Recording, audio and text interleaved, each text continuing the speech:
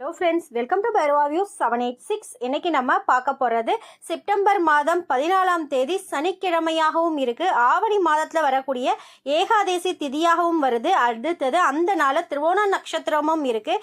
இந்த ஏகாதேசி, சனிக்கிழமை, திருவோணம் நட்சத்திரம், இந்த 3 சிறப்புகளும் ஒரே நாளில் இருக்கிறதும், அன்றைய தினம் பெருமாளை வழிபடவருக்கு செல்வ செழிப்பு ஏற்படும் அப்படின்றதும் இருக்குது. அந்த நாட்களில் நம்ம என்ன மாதிரியான வழிபாடுகளை நம்ம பண்ணணும் அப்படின்ற இந்த வீடியோ மூலியமா நம்ம பார்க்கலாம். இப்ப செவ்வாய்க்கிழமை செப்டம்பர் 17ஆம் தேதி புரட்டாசி 1 தொடங்க இருக்கு. அதற்கு முன்பாகவே இந்த அதி அற்புதமான நாள் இருக்கு.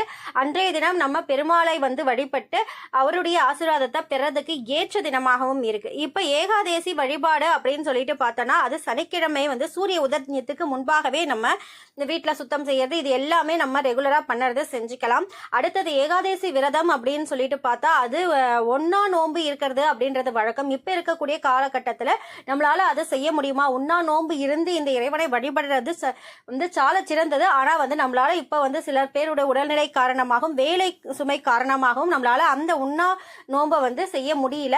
அதை மனதார இந்த இறைவனிடம் ஒப்படைச்சிட்டு, என்னால முடிஞ்ச அளவுக்கு இந்த நாட்கள்ல இறைவனுடைய திருநாமங்களை சொல்லும் பொழுதே நமக்கு அந்த பலன் நமக்கு கிடைக்கும் அப்படின்னு சொல்லிட்டு சொல்றாங்க. அந்த தினம் குறிப்பா நம்ம காலையில எழுந்ததிலிருந்து ஓம் நமோ நாராயணா அப்படின்ற திருநாமத்தை நம்ம சொல்லி இந்த பெருமாளை நம்ம வழிபடும் பொழுது நமக்கு சிறந்த பலன்களை கொடுக்கும் அப்படின்றதும் இருக்கு.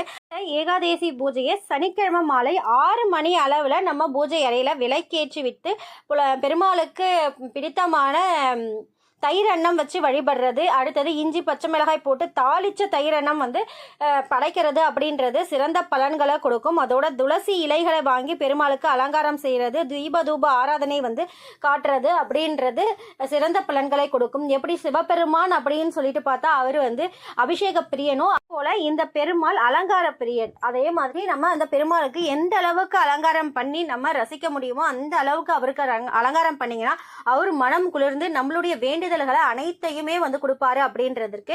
ஏன்னா பெருமாள் நாளை செல்வ வளத்தை கொடுக்கக்கூடிய இறைவனாக திகழறாரு. அன்றைய தினம் குறிப்பா அந்த குறிப்பிட்ட தினத்துல இந்த நாராயணனை நம்ம வழிபடும் பொழுது பலன்கள் பல மடங்காக பெருகும் அப்படின்றது இருக்கு. அந்த நீங்க நிவேதனம் அலங்காரம் எல்லாம் பண்ணிட்டீங்க, பூஜை அறையில விளக்கேற்றி வச்சுட்டீங்க, தீபதூப ஆராதனை எல்லாமே காட்டிட்டீங்க.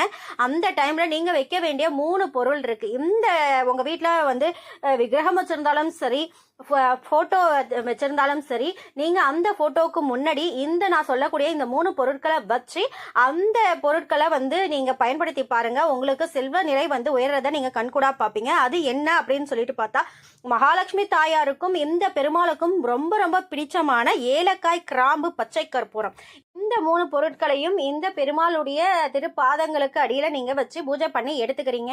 அதுல பக்கத்துல நீங்க தீர்த்தமும் பயன்படுத்தும் பொழுது இந்த 3 பொருட்களையும் சேர்த்து அதோட சேர்த்து துளசியும் வச்சு பயன்படுத்திக்கோங்க. அடுத்ததா பூஜை முடிச்சதுக்கு அப்புறமாக இந்த 3 பொருட்களையும் நீங்க எடுத்து, கிராம்பு, ஏலக்காய், பச்சை கற்பூரம், இது 3ஐயும் எடுத்து நீங்க பொடி செய்து கொள்ளணும். இந்த 3ஐயும் ஒன்னா சேர்த்து பொடியாக வச்சுக்கிட்டு உங்க வீட்டு வாசற்படியில போய் பாருங்க. அங்க வாசற்படியில தான் நம்மளுடைய குலதெய்வம் வீச்சிருக்காங்க அப்படின்றதுக்கான வீடியோ நான் நிறைய கொடுத்துருக்கேன். அந்த இடத்துல இந்த 3 பொருளும் கடந்த இந்த பொடியை உங்க வாசற்படி வெளியே நின்று உள்ள பார்த்த மாதிரி நீங்க ஊதி விடுங்க. இந்த மனம் இந்த தூபம் எங்கெங்க போகுதோ பரவி காத்துல பரவி உங்க வீடு ஃபுல்லா எல்லா இடமுமே இது ஸ்ப்ரெட் ஆகிக்கிட்டே இருக்கும். அந்த இடத்துல எல்லாம் இருக்கக்கூடிய நெகட்டிவ்ஸ் எல்லாமே போய் அந்த இடத்துல எல்லா இடத்துலயும் மங்களகரமான வாசனை நிலைத்திருக்க செய்யும். இந்த பொருளை நீங்க இந்த மாதிரி ஒரு சூக்ஷ்ம வழிபாடை நீங்க செஞ்சு பாருங்க. உங்க வாழ்க்கையில வெற்றி மேல வெற்றி குவியறது நிச்சயம். அப்படி இருக்கக்கூடிய அந்த பொடியில கொஞ்சம் எடுத்து மூட்டையாக கட்டி உங்களுடைய பணம் வைக்கக்கூடிய இடத்துல, பீரோ அந்த மாதிரி இடத்துல நீங்க இதை வைக்கலாம். ஒன்று பச்சை நிற கொண்ட துணியில வச்சு வைக்கலாம். அப்படி இல்லைன்னா மஞ்சள் நிற கொண்ட துணியில வச்சு மூட்டையாக கட்டி நீங்க வைக்கலாம் அலமாரியில, பீரோக்கல்ல. இது மகாலட்சுமி தாயாருடைய அருளையும் பெருமாளுடைய அருளையும் பெற்று தரும் அப்படின்றதும் பண வருவை அதிகமாக்கும் அப்படின்றதும் இந்த பரிகாரத்துடைய நம்பிக்கையாக இருக்கு. இதை நீங்களும் செஞ்சு பார்க்கலாம். அதுக்கப்புறம் இந்த பூஜை முடிஞ்சதுக்கு அப்புறம் முடிந்த அளவுக்கு முடிஞ்சிச்சுன்னா நீங்க பக்கத்துல இருக்கக்கூடிய பெருமாள் கோவிலுக்கு சென்று அம்பாளையும் பெருமாளையும் நீங்க தரிசிச்சுட்டு வர்றது சால சிறந்ததாக இருக்கும். உங்களுக்கு இந்த வீடியோ ரொம்ப பிடிச்சிருக்குன்னா ஒரு லைக் பண்ணிட்டு உங்களுக்கு இந்த வீடியோக்கான கமெண்ட் கமெண்ட் எதனா கொடுக்கணும்னு நினச்சிங்கன்னா நீங்கள் கமெண்ட் பாக்ஸில் கமெண்ட் தெரிவிக்கலாம். வேறு என்ன பிரச்சனைக்கான தீர்வுகள் உங்களுக்கு தேவைப்படுது, என்ன மாதிரியான வழிபாடுகளை பற்றி தெரிஞ்சுக்கணும்னாலும் சரி, அதை நீங்கள் கமெண்ட் பாக்ஸில் கமெண்ட் பண்ணிங்கன்னா அந்த குறிப்பிட்ட வழிபாடுகள் என்ன பண்ணணும், எப்படி மந்திரம் ஜபிக்கணும், எந்த மாதிரியான மந்திரங்களை ஜபிக்கணும் அப்படின்றதுக்கான வீடியோவையும் நான் ரெடி பண்ணுறதுக்கு ஈஸியாக இருக்கும். யாம் பெற்ற இன்பம் பெருக வையகம். இறைவனுடைய ஆசீர்வாதத்தாலையும் இந்த குபேர பிரபஞ்சத்துடைய ஆசீர்வாதத்தாலையும் உங்கள் தேவைகள் அனைத்தும் நிறைவேறி நீடூழி வாழணும் இந்த இறைவனுடனும் இந்த குபேர பிரபஞ்சத்திடமும் கேட்டுக்கிற. வாழ்க வளமுடன், வாழ்க வளமுடன், வாழ்க வளமுடன்.